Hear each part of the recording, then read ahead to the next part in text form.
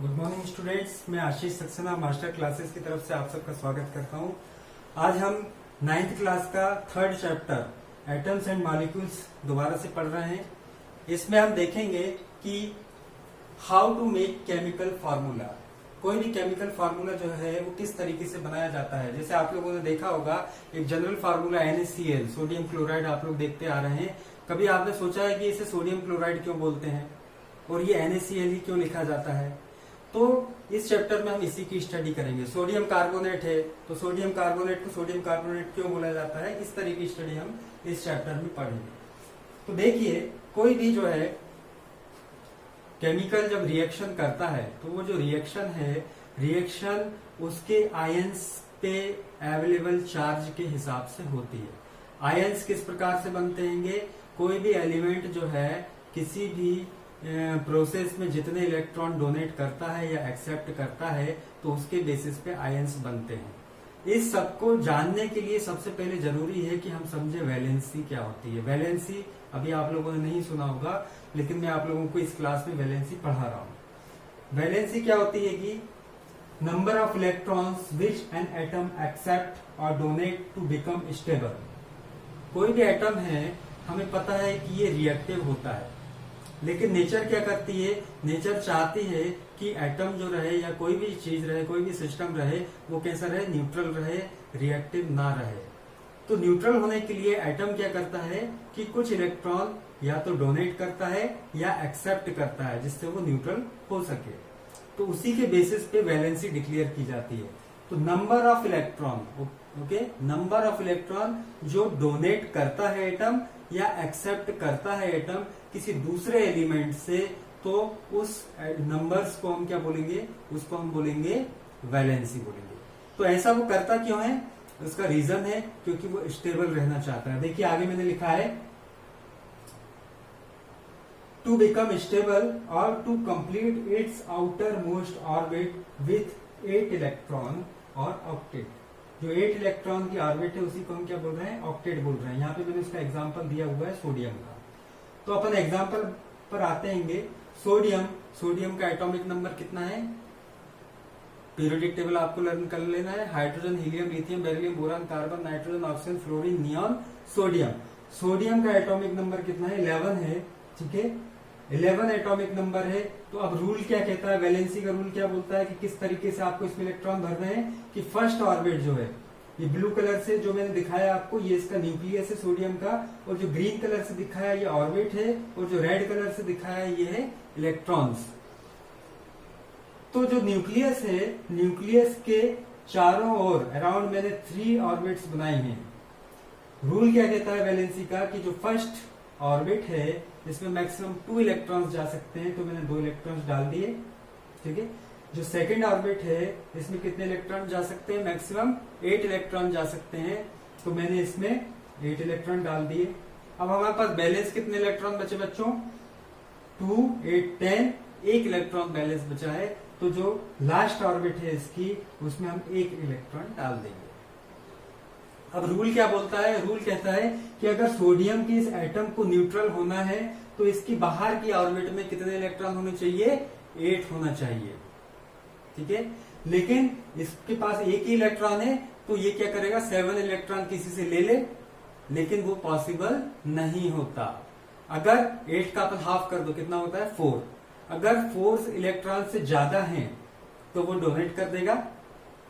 ठीक है, 4 इलेक्ट्रॉन से कम है तो वो क्या कर देगा? सॉरी, मैं फिर से रिपीट करता हूं। अगर 4 इलेक्ट्रॉन से ज्यादा है, मतलब कि 5 है या 6 है, तो वो दूसरे से ले लेगा। सपोज 6 है तो वो दूसरे से कितने ले लेगा? 2 ले लेगा, तो उसके 8 कंप्लीट हो जाएंगे। लेकिन अगर 4 से कम है, सपोज 1 है, 2 है या 3 है, तो उसके लिए डोनेट करना आसान रहता है। तो वो क्या है कि 1 इलेक्ट्रॉन है अगर, तो 1 को डोनेट कर देगा। 2 इलेक्ट्रॉन है तो 2 को डोनेट कर देगा। 3 इलेक्ट्रॉन है तो 3 को डोनेट कर देगा। तो यहाँ पे 1 इलेक्ट्रॉन है तो ये स्टेबल होने के लिए क्या करेगा? 1 इलेक्ट्रॉन को डोनेट कर देगा। तो ये इसकी ऑर्बिट, जो बाहर वाली ऑर्बिट है, वो क्या हो जाएगी? खत्म हो जाएगी। तो अंदर की ऑर्बिट बचेगी। और आप देखिए अंदर की ऑर्बिट में 8 इलेक्ट्रॉन कंप्लीट है, मतलब इसका ऑक्टेट कंप्लीट है, और ये क्या हो जाएगा? स्टेबल हो जाएगा। तो सोडियम ने रिएक्शन क्यों करी? अब हमें समझ में आ गया क्यों रिएक्शन करी। क्योंकि उसे अपना 8 का ऑक्टेट कंप्लीट करना था, उसके पास 1 इलेक्ट्रॉन था, 1 इलेक्ट्रॉन उसने डोनेट कर दिया, देन उसकी जो इनर ऑर्बिट है वो जो है उसमें 8 इलेक्ट्रॉन है और वो क्या हो गया, स्टेबल हो गया। इसीलिए रिएक्शन होती है। रिएक्शन क्यों होती है? क्योंकि एटम का ये प्रॉपर्टी है, उसकी गुण है कि वो अपना उसे ऑक्टेट कंप्लीट करना है और स्टेबल होना है। स्टेबल होने के लिए ही वो इलेक्ट्रॉन या तो डोनेट करता है या एक्सेप्ट करता है। अब बच्चों ध्यान देना कि जितने इलेक्ट्रॉन डोनेट करेगा वही उसकी वैलेंसी होगी, या जितने इलेक्ट्रॉन एक्सेप्ट करेगा वही उसकी वैलेंसी होगी। लेकिन अगर डोनेट कर रहा है तो उसकी वैलेंसी प्लस में रहेगी और एक्सेप्ट कर रहा है तो उसकी वैलेंसी किस में रहेगी बच्चों, माइनस में रहेगी। तो यहाँ पे देखिए सोडियम का इलेक्ट्रॉनिक कॉन्फ़िगरेशन था 281, मतलब कि सबसे पहली ऑर्बिट में 2 इलेक्ट्रॉन, सेकेंड ऑर्बिट में 8 इलेक्ट्रॉन और थर्ड ऑर्बिट में 1 इलेक्ट्रॉन। ये इसका इलेक्ट्रॉनिक कॉन्फ़िगरेशन था। जब ये 1 इलेक्ट्रॉन डोनेट कर देता है तो इलेक्ट्रॉनिक कॉन्फ़िगरेशन क्या बचा, फिर 2 और 8, 1 खत्म, ठीक है। तो फिर ये क्या हो गया, स्टेबल हो गया। अब ये जो 1 इलेक्ट्रॉन है इसको लेने के लिए कोई होना चाहिए, ये हवा में तो देगा नहीं, तो इसको लेने के लिए 1 इलेक्ट्रॉन होना चाहिए।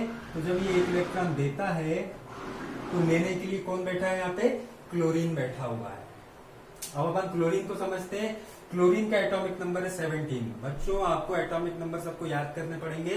क्लोरीन का एटॉमिक नंबर है 17। इसका अगर हम एटॉमिक स्ट्रक्चर बनाएंगे तो ये ब्लू कलर में मैंने इसका न्यूक्लियस बनाया है।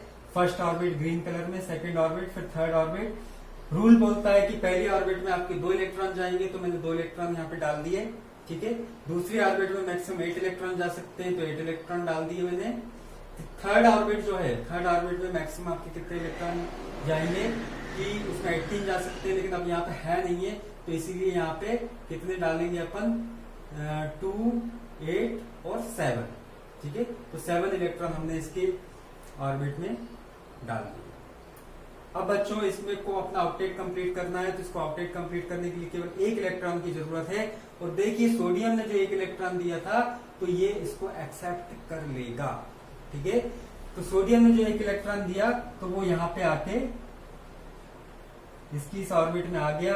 देखिए ये वाली जो बाहर की आउटर मोस्ट ऑर्बिट है इसमें 8 इलेक्ट्रॉन कंप्लीट हो गए हैं और क्लोरीन कैसा हो गया है, स्टेबल हो गया है, मतलब इसका स्ट्रक्चर हो गया 288, ठीक है। तो क्लोरीन जो कि एक जो है बहुत ही हाईली पॉइजनस गैस थी और सोडियम जो है बहुत ही हाईली इन्फ्लेमेबल मटेरियल था। दोनों ने रिएक्शन करी और सोडियम क्लोराइड बना दिया, जो कि एक खाने का नमक है जिसे हम खाने में यूज करते हैं। तो आपने देखा कि जो एलिमेंट्स थे जो हाईली रिएक्टिव थे वो आपस में जब उन्होंने रिएक्शन करी तो जो थर्ड अपन को कंपाउंड मिला उसकी केमिकल प्रॉपर्टीज बिल्कुल डिफरेंट थी, किससे, जिससे मिलकर वो बना हुआ है। तो हर एक एटम की क्या रहती है कि टेंडेंसी रहती है कि वो कैसा हो जाए, न्यूट्रल हो जाए, स्टेबल हो जाए। इसके लिए वो क्या करता है, इलेक्ट्रॉन एक्सेप्ट करता है या डोनेट करता है, और जितने इलेक्ट्रॉन एक्सेप्ट या डोनेट करते हैं उसी को हम वैलेंसी बोलते हैं। यहाँ पे बच्चों एक चीज मैं आपको और बताना चाहूंगा कि जो मैंने सोडियम प्लस क्लोरीन की ये जो इक्वेशन लिखी है इसमें फाइनली होता क्या है, देखिए पहली स्टेप में सोडियम और क्लोरीन रिएक्शन कर रहे हैं। अगली स्टेप में देखिए मैंने क्या बनाया यहाँ पे कि सोडियम ने 1 इलेक्ट्रॉन दिया इसको, ठीक है, तो क्लोरीन के ऊपर क्या आ गया, माइनस चार्ज आ गया, ठीक है। इसको हम क्या बोलेंगे, क्लोरीन का आयन बोलेंगे। मेरा जो अर्लियर वीडियो है इसका पार्ट 2 वाला, उसमें मैंने आपको बताया है कि आयंस किस प्रकार से बनते हैं। क्यों हमने इस पे नेगेटिव चार्ज लिया है, इसलिए लिया है क्योंकि इलेक्ट्रॉन पे नेगेटिव चार्ज होता है। जब सोडियम ने 1 इलेक्ट्रॉन दिया मतलब कि एक माइनस चार्ज इसको दिया है, तो जाहिर सी बात है क्लोरीन के पास क्या आ गया, एक माइनस चार्ज आ गया, ठीक है। अब जब इसने सोडियम ने 1 माइनस दे दिया तो इसके पास 1 माइनस कम हो गया, तो ऑटोमेटिकली इस पे 1 प्लस आ जाएगा, ठीक है। तो मैंने यहाँ पे लिखा है Na+, ये लिखा हुआ है। इनको हम क्या बोलते हैं, आयंस बोलते हैं, ठीक है। तो सोडियम का आयन और क्लोरीन के आयन ने रिएक्शन करके सोडियम क्लोराइड बनाया, ठीक है। Cl- आयन को, यहाँ पे आप ध्यान रखना, Cl- आयन को क्या बोलते हैं, क्लोराइड आयन, इसीलिए इसको हम बोलेंगे सोडियम क्लोराइड, ठीक है। अगर यहाँ पे और दूसरा मेटल होता, मैग्नीशियम होता, तो हम क्या बोलते हैं, मैग्नीशियम क्लोराइड। जो मेटल का आयन रहता है उसका नाम वैसे ही लिया जाता है, जैसे Na+ है तो सोडियम बोलेंगे, Mg2+ है तो मैग्नीशियम बोलेंगे। लेकिन यहाँ पे जो नेगेटिव आयन है उसका नाम अलग चलेगा, जैसे क्लोरीन गैस है, लेकिन जब Cl- आयन रहेगा तो उसे क्लोराइड बोलेंगे। क्या बोलेंगे? क्लोराइड बोलेंगे। अगर यहाँ पे फ्लोरीन गैस होती तो उसे फ्लोराइड बोलते। अगर यहाँ पे OH हाइड्रोक्सी OH- होता तो हाइड्रोक्सी बोलते उसको। अगर CO3 होता तो उसे क्या बोलते? कार्बोनेट बोलते। अगर HCO3- होता तो उसे क्या बोलते? उसे बाई कार्बोनेट बोलते। तो ये इसी तरीके से चलता है, ये रूल है कि आपको ध्यान में रखना रहेंगे। आप लोग इसको नोट कर सकते हैं। अब हम आगे समझते हैं आगे और इसमें क्या होता है। यहाँ पे एक चीज आप देखिए कि यहाँ पे मैंने 2Na लगाया और Cl2 लगाया नेक्स्ट स्टेप में। ऐसा मैंने क्यों किया है? ऐसा इसलिए किया है क्योंकि ये वाली जो इक्वेशन थी ये बैलेंस नहीं थी, इलेक्ट्रॉनिकली बैलेंस नहीं थी। तो इसको बैलेंस करने के लिए मैंने इस तरह की इक्वेशन लिखी है। इसे क्यों बैलेंस किया है? क्योंकि क्लोरीन जो है हमेशा Cl2 के फॉर्म में पाई जाती है। ठीक है, ये मॉलिक्यूलर फॉर्म है इसका, ये एटॉमिक फॉर्म है, तो ये हमेशा कैसा मॉलिक्यूलर फॉर्म में पाई जाती है। तो दो क्लोरीन को रिएक्शन करने के लिए हमें 2 सोडियम की जरूरत पड़ेगी। तो यहाँ पे मैंने 2Na लिखा, Na2 नहीं लिखना है, यहाँ पे ध्यान रखना, Na2 नहीं लिखना है, क्योंकि ये जो है 2Na मतलब एटॉमिक फॉर्म है, ये इसकी एटॉमिक फॉर्म में मेटल पाया जाएगा।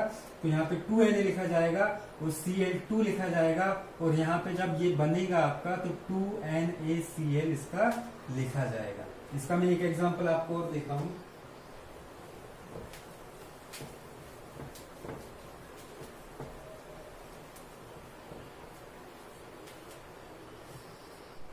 तो बच्चों हम दूसरा एग्जांपल देखते हैं हाइड्रोजन और ऑक्सीजन का।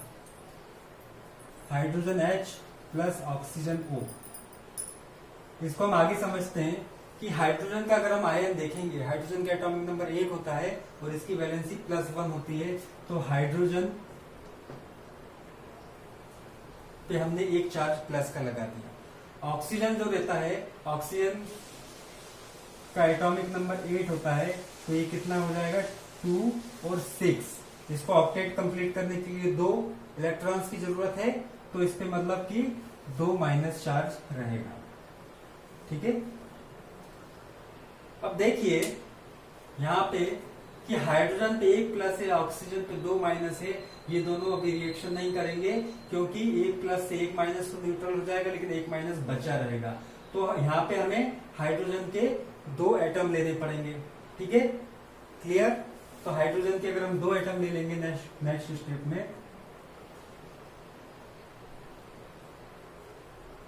तो H2 लिख ले इसे, और यहाँ पे अपन 2 प्लस लगा लें, प्लस ऑक्सीजन के 2 माइनस। लेकिन यहाँ पे एक चीज बच्चों में आप लोगों को बताना चाहूंगा कि ऑक्सीजन और हाइड्रोजन दोनों ही मॉलिक्यूलर फॉर्म में पाई जाती हैं, तो आपको O- नहीं मिलेगा, आपको क्या मिलेगा? O2 4 minus. देखिए सिंगल O के 2 माइनस, डबल O के 2 माइनस। ओके, अब यहाँ पे देखिए कंडीशन क्या बन गई कि यहाँ पे आपके पास 4 माइनस है और यहाँ पे 2 प्लस हैं, तो आपकी रिएक्शन अभी भी टेक प्लेस नहीं होगी, अभी भी नहीं हो पाएगी। अभी यहाँ पे आपको 4 प्लस चाहिए। तो इस इक्वेशन को बैलेंस करने के लिए यहाँ पे हम नेक्स्ट स्टेप में 2 लगा देंगे, 2H2, अब हो जाएंगे 4 प्लस, प्लस O2 4 माइनस। अब ये दोनों आयन रिएक्शन करेंगे और आपको मिल जाएगा 2H2O वाटर। तो इस तरीके से ये केमिकल रिएक्शन होती है और इस तरीके से हम उसे बैलेंस करते हैं। ठीक है, बैलेंस करना अभी आपके लिए उतना इंपॉर्टेंट नहीं है जितना इंपॉर्टेंट है कि आप फार्मूला कैसे बनाएंगे। ठीक है, तो इस तरीके से हमने इसका फार्मूला बनाया। अब हम आगे देखते हैं।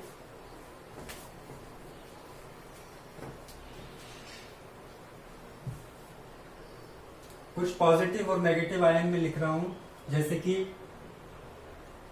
Sodium Na, chlorine, magnesium, fluorine, aluminium. यहां पे हम ले लेते हैं हाइड्रोक्सी आयन, जितनी मेटल्स हैं वो यहाँ पे हम लिख सकते हैं। यहाँ पे हम नॉन मेटल्स या गैसेस लिख सकते हैं, क्योंकि नॉन मेटल्स या गैसेस ही नेगेटिव आयन बनाती हैं और मेटल्स जितनी हैं वो भी पॉजिटिव आयन बनाती हैं। तो मेटल्स किससे रिएक्शन कर रही है? नॉन मेटल से रिएक्शन कर रही है।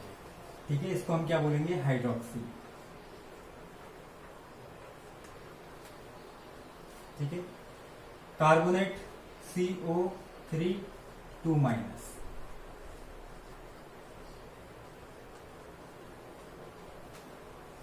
बाइकार्बोनेट HCO3 2 सिंगल माइनस,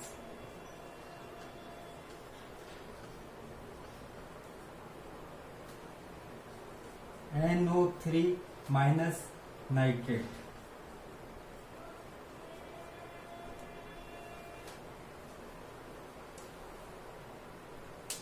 तो आपके जो क्वेश्चन पेपर में आएगा वो किस तरीके से आएगा? जैसे आपसे किसी ने पूछा कि सोडियम क्लोराइड का फार्मूला बताओ, तो आप सिंपल बता दोगे NaCl। लेकिन अगर बोला सोडियम हाइड्रोक्साइड का फार्मूला बताओ तो कैसे बनाओगे?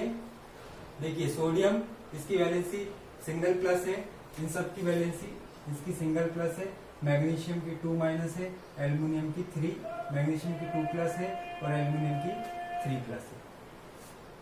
ठीक है, अब हमें रिएक्शन करानी है किसकी? सोडियम की कार्बोनेट के साथ, सॉरी सोडियम की हाइड्रोक्साइड के साथ। तो हम देखते हैं किस तरीके से होगी। सोडियम, अगर हम इसकी वाटर से रिएक्शन कराते हैं H2O, तो हमको मिलेगा सोडियम हाइड्रोक्साइड।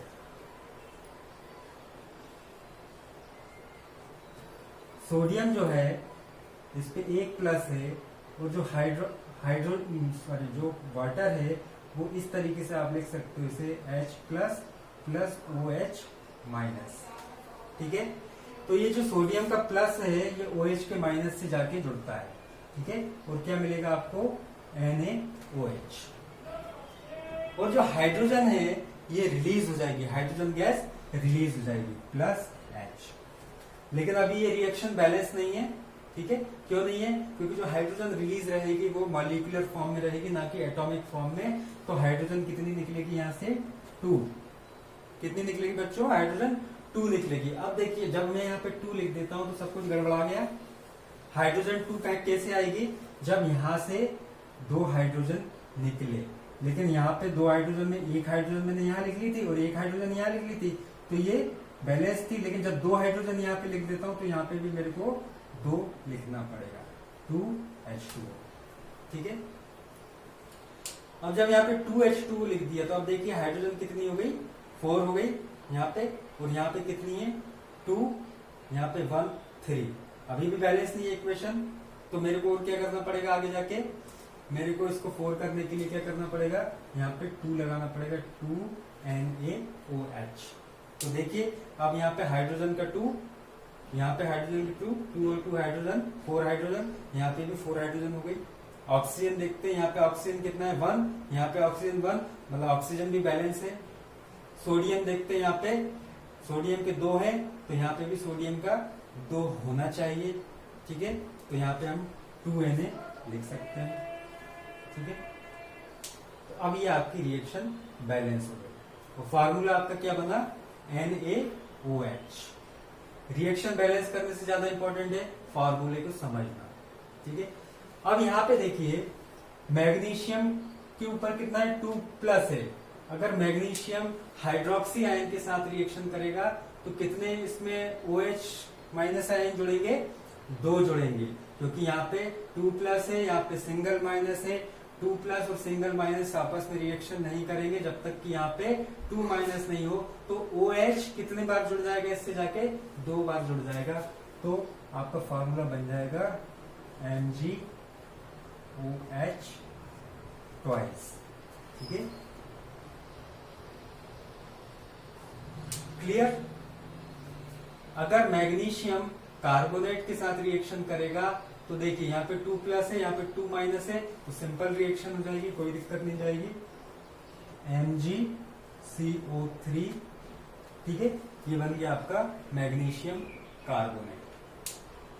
अगर सोडियम HCO3 माइनस आयन से रिएक्शन करेगा तो सिंपल रिएक्शन हो जाएगी, क्योंकि इस पे माइनस चार्ज है, इस पे प्लस चार्ज है, दोनों एक दूसरे को न्यूट्रल कर देंगे तो आपको बन जाएगा NaHCO3 सोडियम बाइकार्बोनेट।